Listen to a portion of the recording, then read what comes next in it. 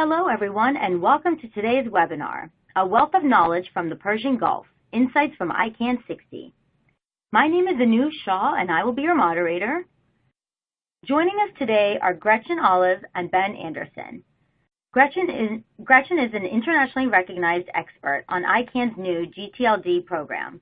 For nearly 2 decades, she has helped clients navigate the evolving internet landscape through more effective global domain name, trademark, and brand protection strategies.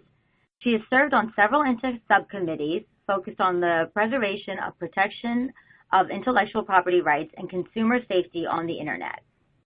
Ben is the head of new gTLD services and is responsible for overseeing the development of the company's product portfolio and proposition. He is an active member of the industry on the topics of gTLDs and currently sits on the board of various domain and compliance bodies for ICANN and INTA, regularly providing expertise, guidance, and advice on any developments. And with that, let's welcome Gretchen and Ben. Well, hello everyone. Thanks for joining us. Another eventful meeting, ICANN meeting, and they never seem to let down. We have a full agenda as always, but we're excited to kind of share some definite, I would say, landmark developments in the industry that I think everybody needs to be aware of. So we will get on with it. Before we get started, we're going to do just a little bit of kind of level setting, making sure everybody knows who ICANN is and sort of the structure that exists. So ICANN is the Internet Corporation for Assigned Names and Numbers. It is the organization that governs the DNS. As you can see here, it's kind of a little bit of an org chart. You'll see the board of directors at the top, and then below you'll see a series of kind of blue and gray boxes. These are different supporting organizations that the blue are the different supporting organizations within ICANN, and then of course there's the president and CEO along with the ICANN staff. The folks in the supporting organizations, so you have like the GNSO, which is the generic name supporting organization, or the CCNSO, which is the country code top-level domain supporting organization. These are all groups of kind of different subgroups that volunteer their time here in the ICANN space to help develop policy. The ICANN is a multi-stakeholder model, and policy is developed through a bottom-up consensus policy-making methodology. So it makes for some interesting dialogue because you get people coming from around the world, from different aspects of the internet space, with different perspectives and ideas and cultural kind of perspectives. So it's always a really interesting time. This was one of the first meetings in a while in the Middle East, which was, I think, added a kind of additional layer of interest there, so some new faces, which was really good. You'll also see a series of gray boxes on the right-hand side. These are advisory committees and technical groups that also advise the board of directors as this policy kind of comes up through this bottom-up process that I spoke of. So one group I like to always highlight is the Governmental Advisory Committee there in that darkest gray box there at the bottom. That's a group of, it's getting close to 200 different countries represented in that group. And it's really, representatives from the different, usually like telecommunication agencies or ministries within the countries that come and, basically watch what's going on within the other organizations and the policy making that's going on there, and then advises the board from a public policy standpoint whether there are things they haven't thought of or maybe things that they're considering are really inconsistent with public policy objectives. So there's always this kind of tension between the community and the Governmental Advisory Committee. I think that's gotten better over time. But there's definitely, kind of a full group of people from anywhere from academia to governments and everybody in between who comes to an ICANN meeting. Now, the meeting structure has changed through the years, and actually we're just about a little bit a year into the new meeting structure. And currently what's going on is there's 3 meetings a year. They call it Meeting A, Meeting B, and Meeting C. This meeting was Meeting C, which is the end of the year meeting, which is the annual meeting of the ICANN community. And it's the longest of the meetings. It's the meeting where there's a ton of policy work and things like that gets done, but it's also the year that ICANN does a lot of things like high interest topics and brings together people within the community to talk about things like emerging technologies in the DNS and things like that. So it's really an opportunity not only to bring people together, but also showcase some of the kind of policy and kind of, I'll call it, bringing people together, kind of networking within the industry. It's really an opportunity for ICANN to kind of do those things in the meeting C format. So, 7-day format makes for a lot of interesting information. So let's move on to the substance. So I'd like to start today with what's going on with the Competition, Consumer Trust, and Consumer Choice Review Team, or the CCT Review Team. This group was formed as a result of ICANN's commitment to the Governmental Advisory Committee back in 2012 when the new gTLD program round one kind of got started. The application process got started. Right before that all happened, ICANN promised the Governmental Advisory Committee that they would do a full evaluation of round one before embarking on round two. So it's really looking to what went right, what went wrong, what needs to change. So this volunteer group has come together on this review team, and really what they're looking to do is evaluate how the program promoted competition, consumer trust, and consumer choice, because that was what ICANN stated were the objectives of the new gTLD program. They're also evaluating the effectiveness of the application evaluation processes. How they evaluated applications, did it work? Was it efficient? And then finally, they're evaluating also the effectiveness of safeguards that were put into place to try to prevent DNS abuse, make sure that rights protection, different property rights or intellectual property rights were protected online, things like that. So they're looking at evaluating those things. They're trying to take a really data-driven approach. As you could imagine, with such a diverse group of people in the Internet community and the ICANN community, there's a lot of kind of anecdotal insights and perspectives. But really, it's important to look at a lot of these things, kind of stripped of the agenda, and really look at it from a data lens to help inform policy related to new gTLDs. So that's what they're endeavoring to do. Now, their timeline, they've been working on this kind of review for a while. It started back in December of 2015. Kind of a lot's happened since then. They've had a draft report that was published in March of this year. They really spent most of 2016 trying to pull some initial evaluations together, publish that initial draft report. Then there was a DNS abuse study that was published by the group in August of this year. And now we're in November, where they're actually getting ready to publish some new sections of the draft report to augment what was published back in March. And we got a sneak peek into that at this meeting, so we'll share some of those insights and findings, which will be published in the report here in November. They're hoping to deliver a final report to the ICANN board in 2018, and then the board potentially taking action on some of their recommendations and insights in June of 2018. So we'll see if that actually kind of flows out, but that's the plan. The CCT review team, as I mentioned, is really this umbrella group. There's a lot of things kind of going on simultaneously. We'll talk about some of those things, particularly some policy development processes that are coming out of the Generic Name Supporting Organization, or the GNSO, that are all partially inputs to this process. But the CCT review team is really kind of the one pulling it all together in summary.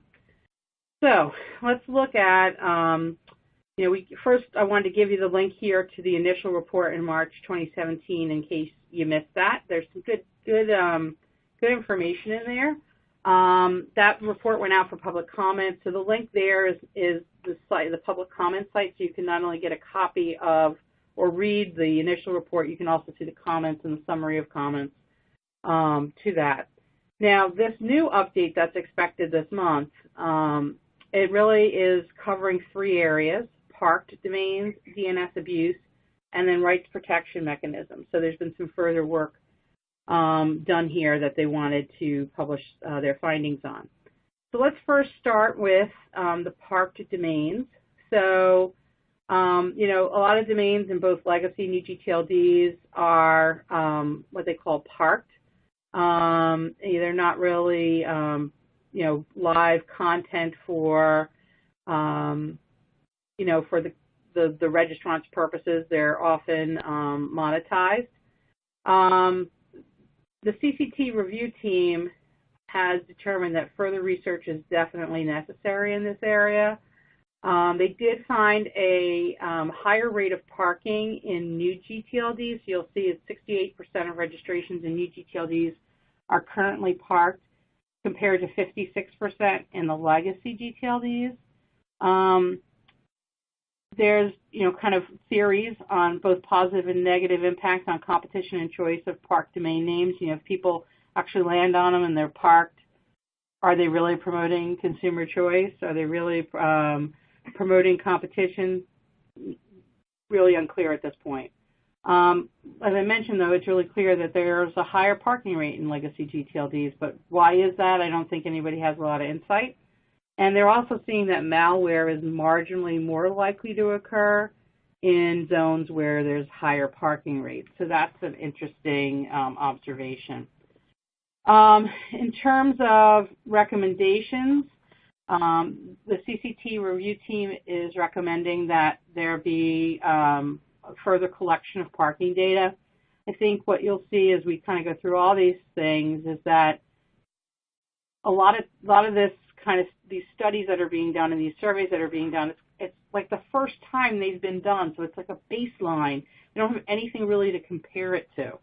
And so, you know, they're really seeing that there needs to be kind of more data collected on an ongoing basis and, you know, not only just collected but analyzed and acted upon. So they're really recommending that, you know, ICANN should regularly track the proportion of TLDs that are parked, you know, and with sufficient granularity to identify those trends on a regional and global basis. So that's one of their recommendations. When you move on to actually DNS abuse, you're going to kind of see a theme here a little bit, but so I won't, hopefully I'm not spoiling it, not at this time, but there was that report that I mentioned a little earlier, a statistical analysis of DNS abuse in gTLDs that was published in August. And really what they were trying to do is measure the effectiveness of the new gTLD safeguards on mitigating technical DNS abuse. So there's things like no wildcarding, DNSSEC, abuse monitoring of the zones, things like that. They're trying to assess what impact did that all have? Was it effective? And so they relied on zone files and WHOIS records, and they also looked at domain name blacklist feeds.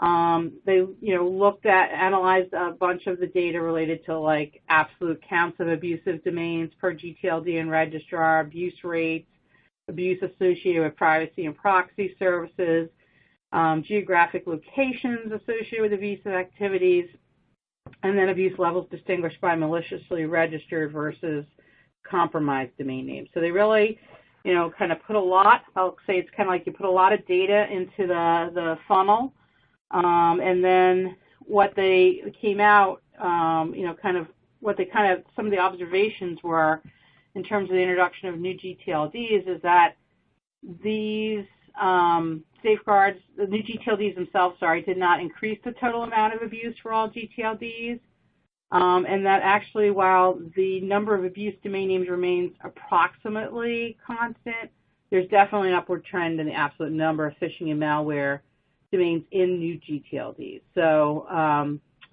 that's an early observation, but something I think there'll be further analysis on, which we'll talk about in a second.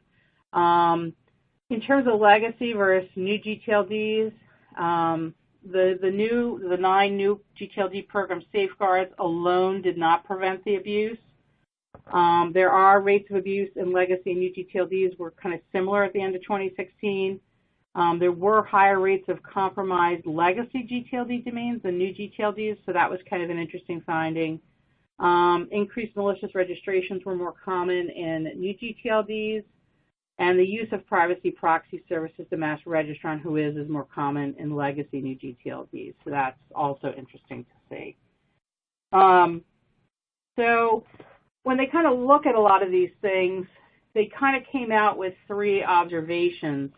They noticed that where there are registration restrictions, meaning stricter registration policies, there were definitely lower levels of abuse. And I think that makes a lot of sense. When things are super easy to register, some of these registration requirements, I kind of call them speed bumps. Like when they don't run into a lot of speed bumps, it's really super easy to just say, hey, it's available, here's my credit card, want to register that, and not much more. That, makes things really easy. When you have more, well then there's usually lower levels of abuse because bad guys don't want to have to overcome a lot of hurdles. Price matters. So the highest rates of abuse they found were offered in low-price domain name registrations. So again, when you think about kind of the bad guys out there, they're going to go where they can make them, do harm for the least cost, right? They're not going to want to spend lots of money doing that. They're going to want to try to spend as little money as and impact the most harm. And then finally, I think, this is always the thing that trademark holders have known, but, here it is. Maliciously registered domain names often contain strings-related trademark terms. Basically, bad guys love to joyride off of trademarks because the whole notion of a trademark is, it's a promise of quality. It's a promise of a certain customer, experience, and that kind of evokes a certain amount of trust. And so when people see those strings in domain names, they think, oh, I know that brand, I trust that brand, I'm going to click on that. So yeah, trademarks are definitely kind of valuable bait to the bad guys. But in terms of recommendations, they did also notice that there were high levels of DNS abuse concentrated in a relatively small number of registries and registrars. So there's a lot of detail to each of these recommendations that will come out in the report, so I really encourage everybody when that comes out to take a look. But generally the recommendations they're kind of pushing towards on this DNS abuse is to encourage and incentivize proactive abuse measures. So let's not be reactive. Let's look for the system to develop and to offer proactive abuse measures. Let's introduce measures to prevent technical DNS abuse, so continually looking for additional safeguards. Let's ensure that data collection is ongoing and acted upon. This is a theme I was talking about before. It's just, it always surprises me that, kind of a lot of this data collection is for the first time. So we really need to, kind of build some data here and some, perspective. And then consider additional means to deal with registry operators or registrars who are not effectively mitigating DNS abuse. So a lot of you will recall in the new gTLD program, there's some like post-delegation dispute resolution processes, things like that deal with kind of really, I would call them niche or very small situations. Like they just have not been utilized widely. But when you talk to brand owners, you'll hear, oh, this TLD is where all the spam is, or this TLD is where I'm seeing a lot of, phishing, or you'll hear this registrar harbors the bad guys. So there really wasn't anything in the new gTLD program that kind of dealt with those things, and the CCT review team is recommending that there needs to be additional means to deal with that. And then in terms of rights protection mechanisms, there were new rights protection mechanisms that were specifically developed for the new gTLD program. They were, kind of the new gTLD program was going to be the beta environment for these new kind of mechanisms. And, really what the CCT review team is trying to do is to see, did these RPMs, these rights protection mechanisms, help encourage a safe environment, and did they promote consumer trust in the DNS? You got to kind of measure that against, what was the cost impact? Did we get, when you do that cost-benefit analysis, were these measures worth the cost? And that's something I know as I talk to brand owners, that's a big part of this process, is that, there's definitely increased costs that came along with the new gTLD program. And while some of the things people feel were good ideas and somewhat helpful, the cost is really hard to justify. And so the review team has been trying to kind of, again, pull together data and work together with other working groups and PDP groups to pull together information to kind of inform this review. So you have the CCT team actually has some metrics reporting. There was an impact study done by the International Trademark Association, or INTA, the ICANN Rights Protection Mechanisms Review Team, the independent review of the Trademark Clearinghouse, and then also parallel work being done by the ongoing working group. So, lots of kind of areas to collect data from. To give you a sense of some of this kind of data and what, kind of reports and surveys and what they found, the INTA survey really looked to try to gather information directly from brand owners in terms of the costs of the program and, kind of what tactics and strategies worked best for them. It really looked at capturing all costs over the past 2 years, so 2015 and 2016.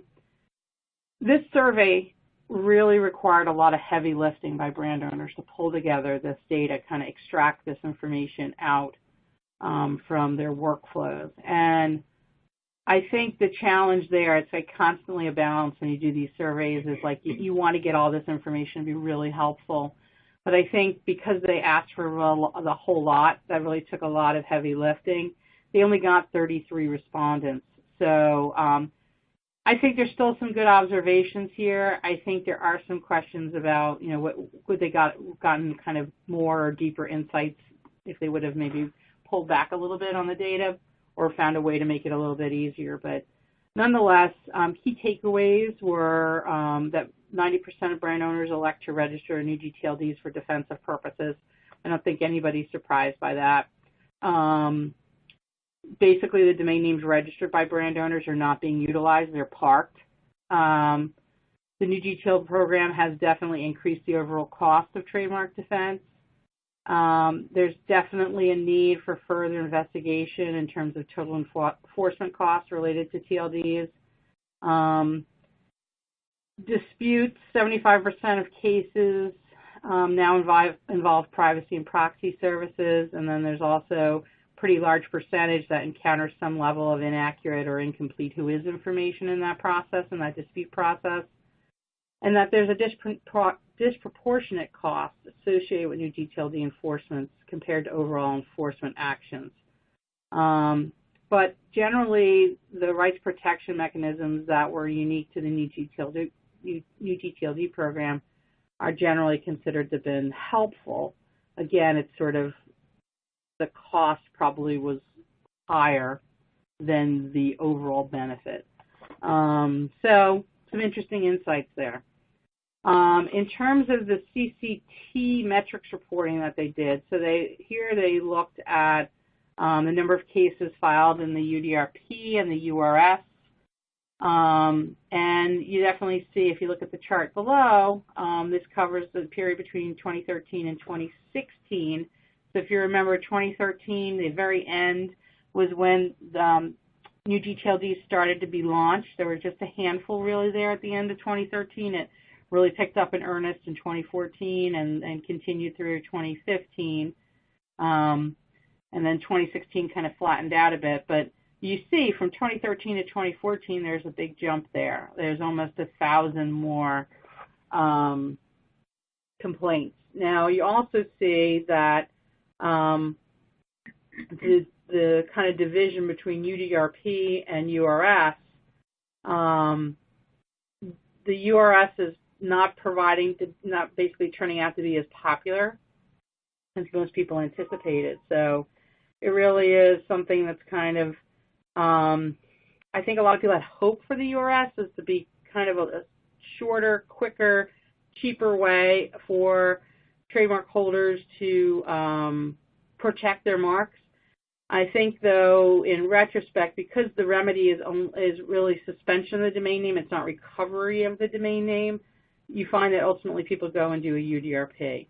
So the URS is really in about 5% of the total cases, and those numbers are really flat. But interestingly, and I think a lot of trademark owners would have said this is what they anticipated, there are proportionally more trademark infringements in new gTLDs than in legacy TLDs, at least in 2016. So there's some interesting data there. In terms of conclusions, we've kind of gone through most of them, but basically, disputes are increasing with the number of TLDs. Trademark owners use a variety of means to deal with the abuse of domain name registrations. So filing costs are only a part of the total enforcement cost. You have a lot of other kind of tools that people use in terms of, cease and desist letters and, a number of other kind of ways that people, through monitoring, things like that they'll deal with enforcement. There's also more trademark infringement in new gTLDs, as we mentioned. So, cost-benefit analysis and improved data is definitely needed on the TMCH. The data and insights there are really light, and the URS value versus UDRP is really questionable at this time. So, these are some of the conclusions that they came up on, and they've made 3 recommendations. So, again, more studies needed. I think that's a theme, more data collection. So an impact study to ascertain the impact of the new gTLD program on cost and effort required to protect trademarks. And that needs to happen on regular intervals, not just sort of once and done.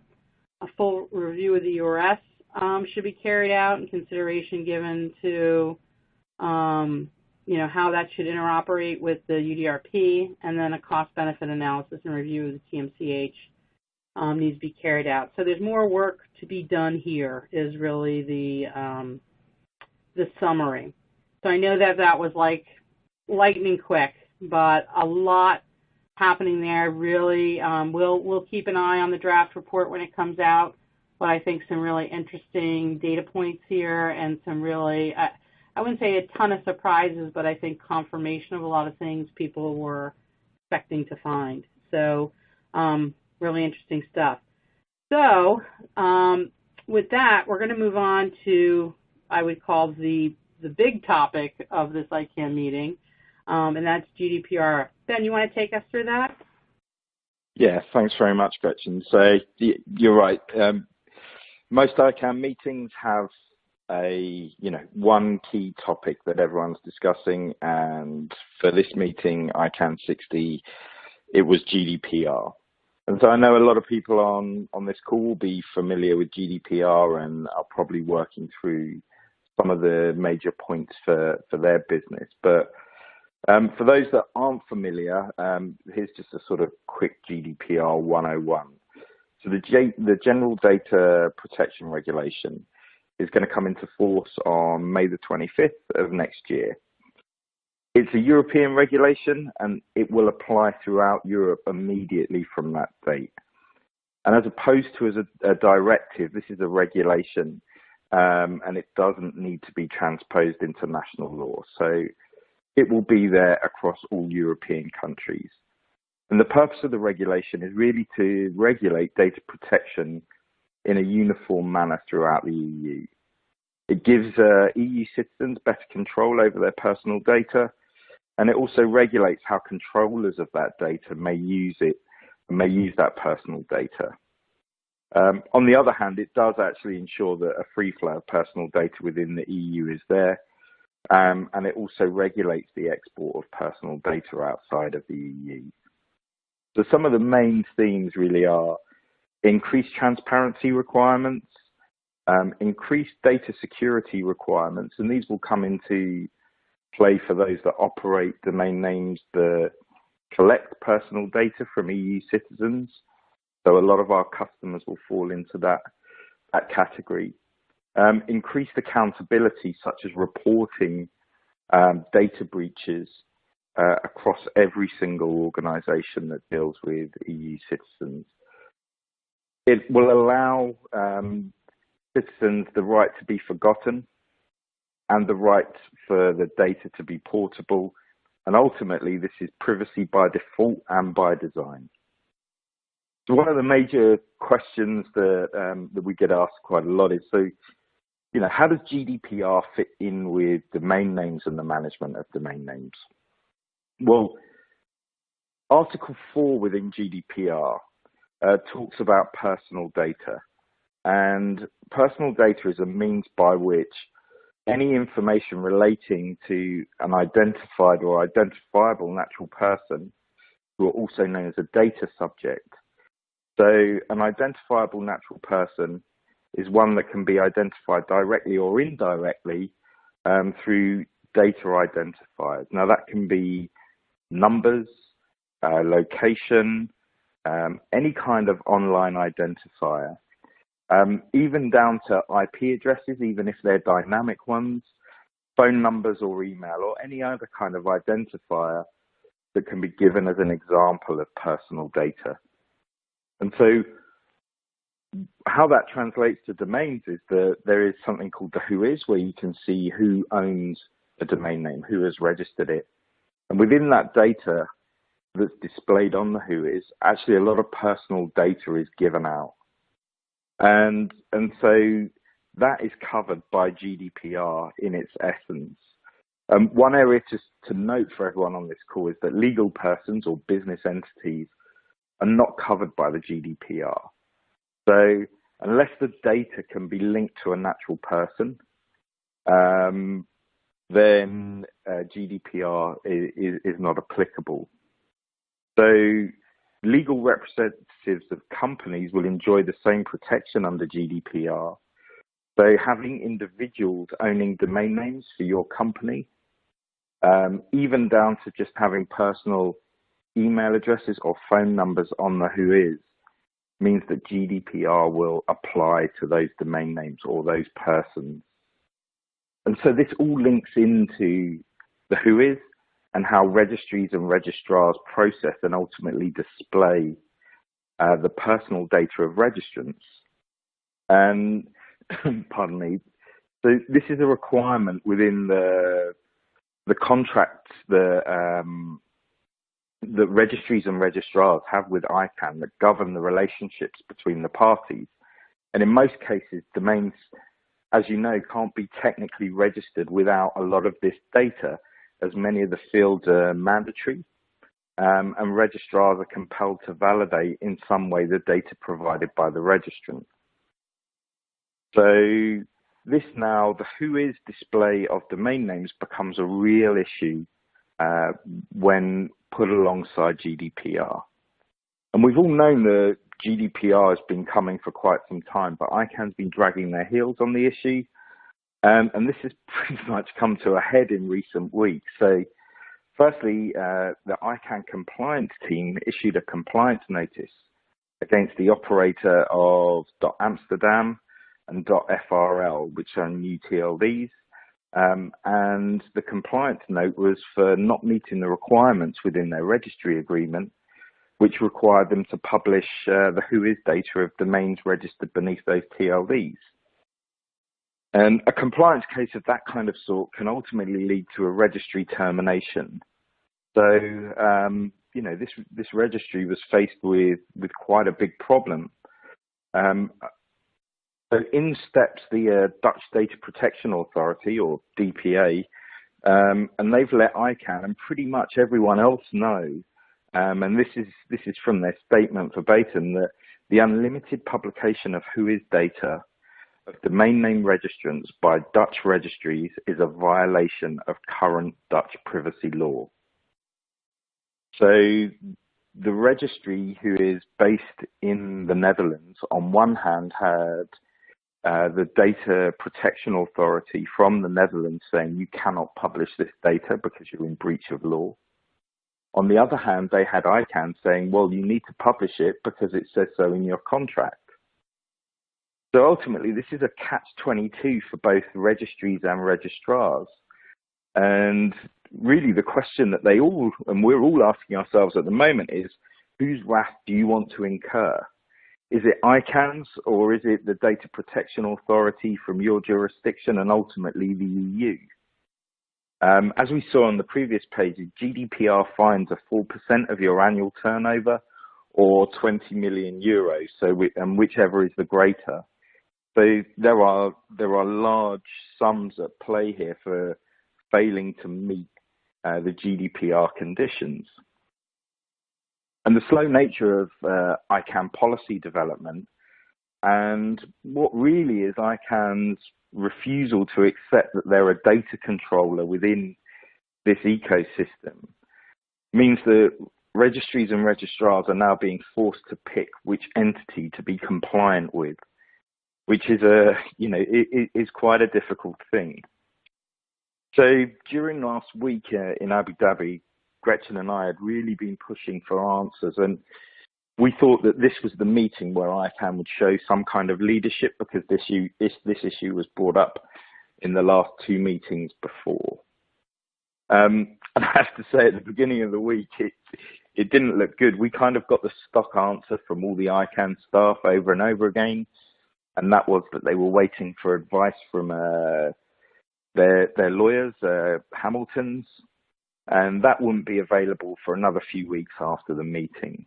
And that was the stock answer we got pretty much all week, even though we pushed quite hard. And ICANN's CEO on numerous occasions had stated that they still didn't want to assume that they were a data controller, even though it's pretty obvious to the entire community and those outside. And they even at some point wanted the community to share their own legal advice with ICANN to help them form a decision, which we found quite disturbing. But we did think that there was something else going on there. And it felt like something was going to happen. And so as the pressure increased around all the different constituencies within ICANN, we came to the Thursday session, which was the cross-community session on GDPR in relation to the WHOIS. And there was one slide displayed here for a sort of 2-hour meeting, and I'll show you that slide in a minute. But ultimately, ICANN have now said that there will be a new interim compliance policy between May 2018 and onwards until this new RDS system is implemented. And I'll explain what RDS is in a few slides down. But ultimately, though, ICANN as an organization see GDPR and the conflict with WHOIS as a compliance issue. And they've actually been quite clear from the board level that contracted parties such as registries and registrars must comply with applicable law, and ICANN can't compel them to comply with the ICANN contracts when they're in direct violation of any kind of applicable law there.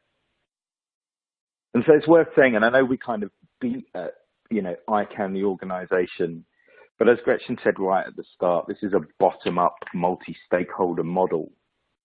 So ICANN, the organization, can't actually really change this policy without the involvement of the community. But what then happened is the CEO made this statement, and I'll read this out. And he said, we cannot accept to go away from a full WHOIS, which means they're not going to get rid of WHOIS as an instrument. But during this period of uncertainty and under these conditions that ICANN are going to place on the contracted parties, ICANN contractual compliance will defer taking action against any registry or registrar for non-compliance with contracted obligations related to the handling of registration data. So what does this all mean? Well, it means that we're probably going to see the end of WHOIS for maybe a year and a half. So WHOIS will likely go dark. So it may be that it's removed, redacted or replaced with proxy registration data. And the worry here is because ICANN aren't giving a method by which to do this, it's going to be up to individual parties to decide how they best handle being in compliance with GDPR. So there won't be one set solution. There won't be one set way of doing this. So the WHOIS as we know it today is likely going to disappear for a long time. gTLD WHOIS, especially within European registries, is probably going to become even more restricted. So we know .nl and .de have rate limits, and they don't even allow you to see some of the registrant data on a domain. And ICANN accredited registrars are most likely going to favour being compliant with GDPR rather than with ICANN. And now ICANN has given essentially this period of non-compliance away. It means that a lot of these registries and registrars will likely just switch off WHOIS. So there's some things that domain portfolio holders should start to think about. And the first is really be prepared to remove all personal data from corporate domains. We say it a lot, but now it becomes even more critical. So the use of a person within a department rather than a generic contact is not something that you should have within your domain portfolio.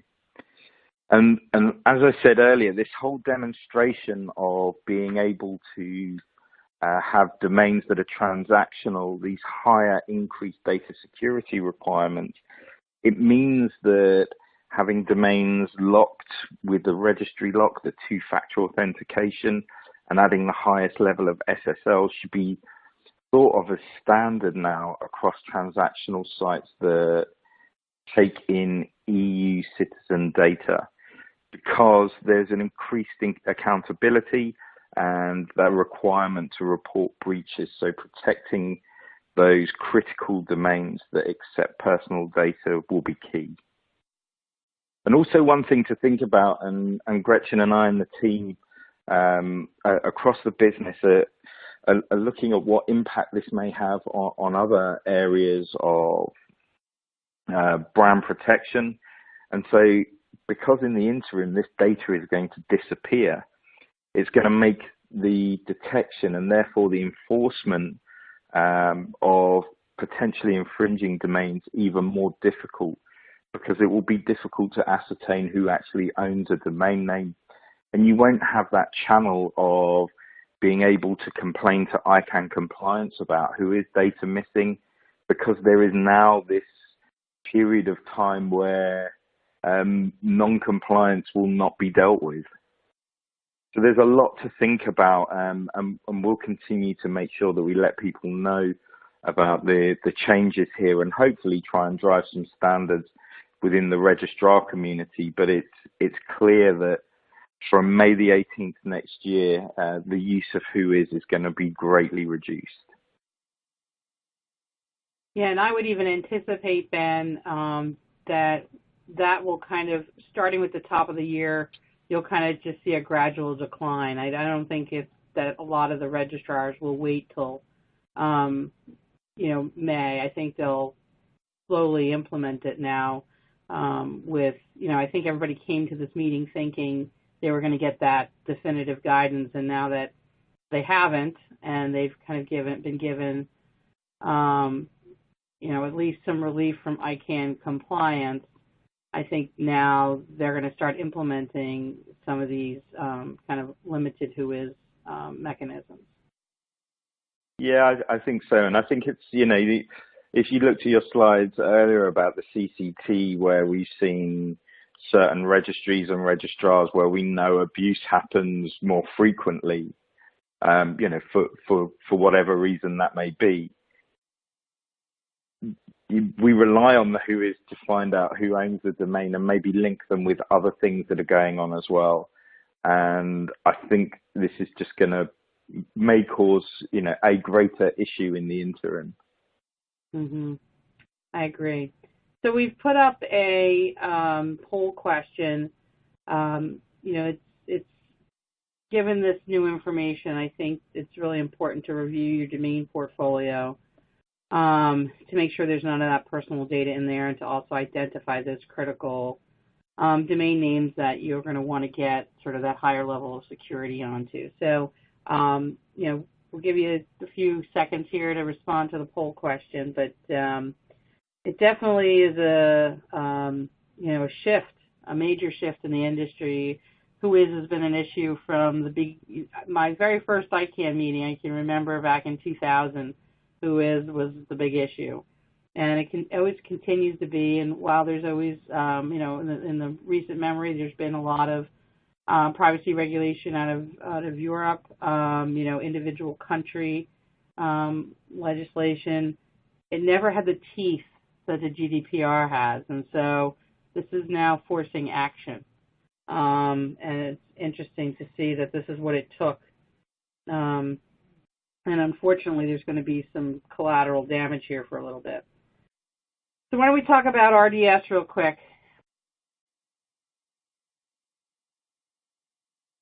Yeah, of course. So, I'm back. Sorry, it was my mute, which we all know I do a lot. So one of the themes that we always have within our ICANN roundups is that a lot of this stuff is intertwined.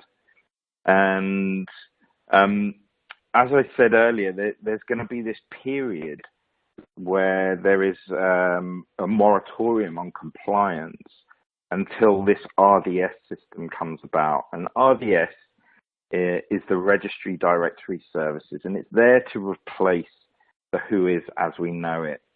And at the moment, there is a policy development process ongoing about this system and whether or not it's actually needed. And so what it will be is it will be a centralized database that's queryable for Whois data rather than Whois data being served up in lots of different locations. So one of the key things here is who actually gets access to this and under what conditions is access granted, and is access limited or rate limited based on the type of user that has access.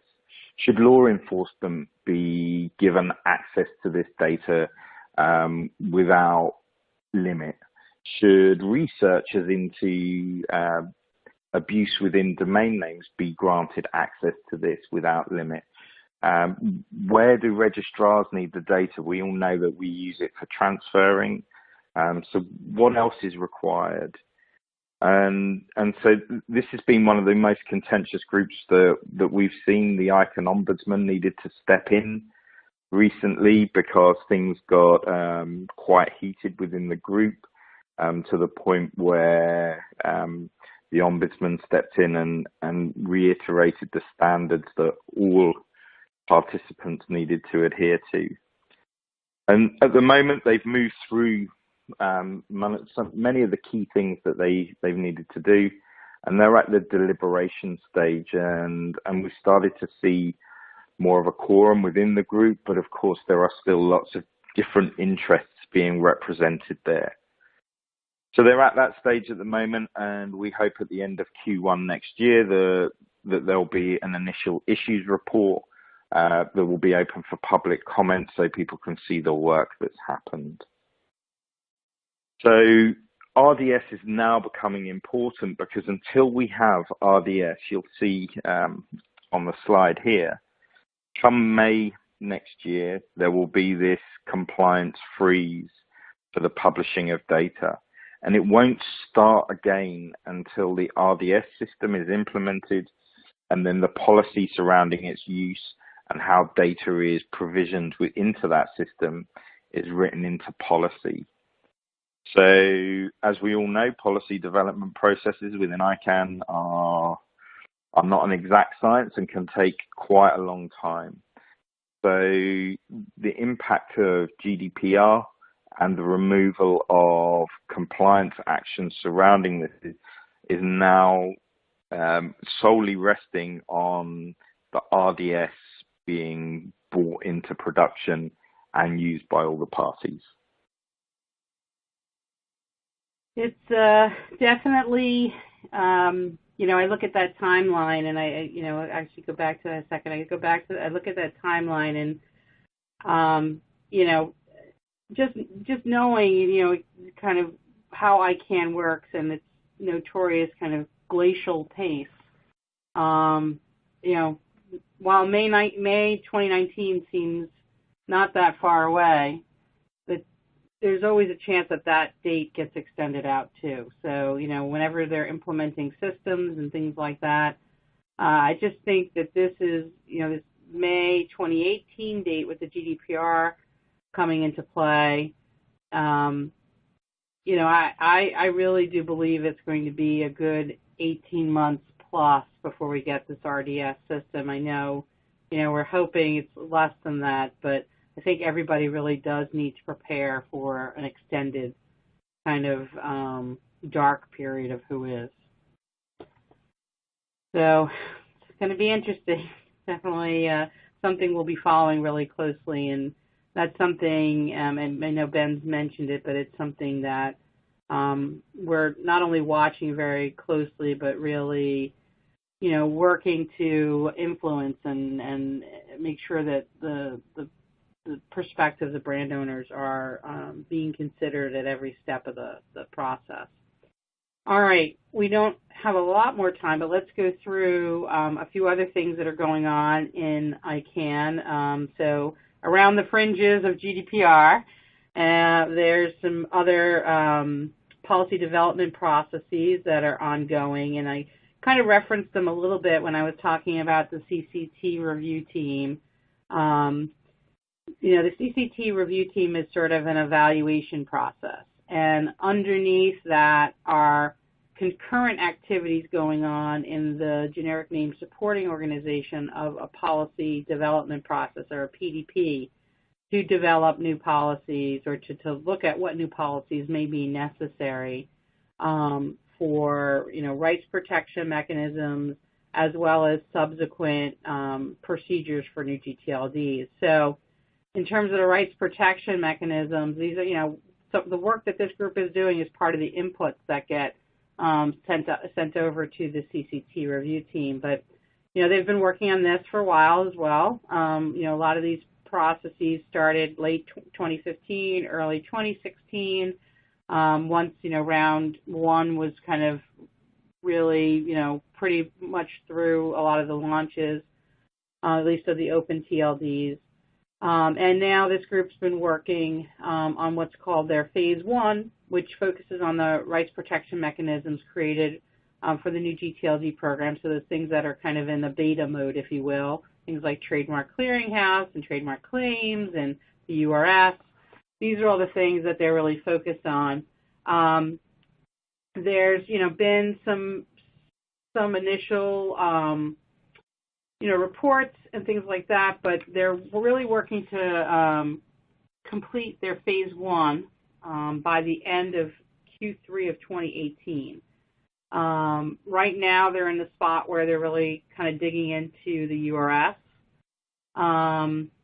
but it's a slow process. As Ben mentioned, policy making. I think we both mentioned policy making in the ICANN arena is slow. I mean, I think average is 2 years. Some have gone much longer. Some have barely gotten happen a little less than that. But not a lot's happened though on this RPM PDP since the last ICANN meeting. They have kind of started. They've really well into capturing a bunch of questions that they want to put in an RFP for full URS review. So they're really kind of in, I would say, a mode of just trying to collect what the data that they want to be able to move this forward. So that's really been their focus over the last few months. The new gTLD subsequent procedures, again, another PDP coming out of the GNSO related to the new gTLD program and also informing, the CCT review. This one is it's like a cyclops. It's got so many things going on. It's looking at, there's a bunch of overarching issues. There's always kind of like this new idea that comes up, oh, we should just launch a brand TLDs, or, oh, maybe we should do just a fully open round ongoing. There's always kind of these little distractions going on. But they have a number of work streams. There's now 5. They've just added a geo names work stream. I think really the situation with the .amazon application has sort of made that a priority. Many of you may know, but if you don't, .amazon was an application put forward in round 1. They ran into a lot of trouble with Brazil and other countries neighboring the kind of Amazon region, and they kind of had their ICANN kind of quash their application. Well, an independent review panel recently sort of said, ICANN, you need to decide. We think you mishandled this, and we think you should reconsider this application. ICANN's now in the process of deciding whether or not they're going to kind of take that recommendation on board. But definitely Amazon was there in force, working through the governmental advisory committee to try to kind of convince them that they could, that it would be good for them to have this TLD, that they're not, that their application should go through, that they can be responsible with this TLD. So anyway, it kind of, I think, made adding a 5th work stream here a priority for this PDP. So here's a little bit of a description of each of those 5 work tracks. They're trying to complete the deliberations around taking in some of the community comments on some questions and initial observations they had. They're really gunning to publish an initial report for public comment in January of 2018. That's what they're really kind of pushing towards. I think they'll get something out. It will definitely be waiting for that report and watching and looking to comment. There's a lot of things in this PDP. Like I said, it's got a bit of a kind of monster quality to it, but we'll continue to watch. Time is short. In fact, we're just about at time. There are a number of other things that happened at ICANN 60. We kind of have a quick kind of bulleted list here. I think what Ben and I resolved on the last webinars, we'll put together just like a quick 1.5 page that gives you kind of just the highlights here on these items and why they're important to kind of just know they're going on.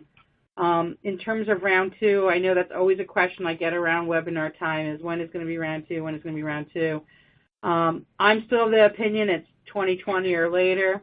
Ben, I'm going to steal your thunder from, because I know how you feel. I think you're feeling like by the next ICANN meeting, there's some work that's going on in the GNSO where you think as a result of that work, a timeline will kind of shake out, where we'll know more definitively when that happens, but I think time will tell. I'm still trying to figure out what our bet should be to see who will win this, but we'll figure it out. So I'm going to put up our last poll question. We may have had some questions in the queue. I apologize, we're probably not going to get to them individually during this session, but Ben and I will definitely get the report of these questions, and we will follow back up with you. And may even, if there's maybe some similar questions here, we may even just include it in the document that we put out on those other points so that everybody has the benefit of the questions and the answers. So, sorry for the quick run, but we're at the top of the hour and want to respect your time, so I'm going to turn it back over to you, Anu. Thank you, Gretchen and Ben. Great updates for us, and we are definitely looking forward to the next webinar that we hold for ICANN. Folks, that is all the time we have today. As Gretchen mentioned, we will get back to you since we didn't get a chance to answer your questions. Thank you for participating. We hope to see you next time.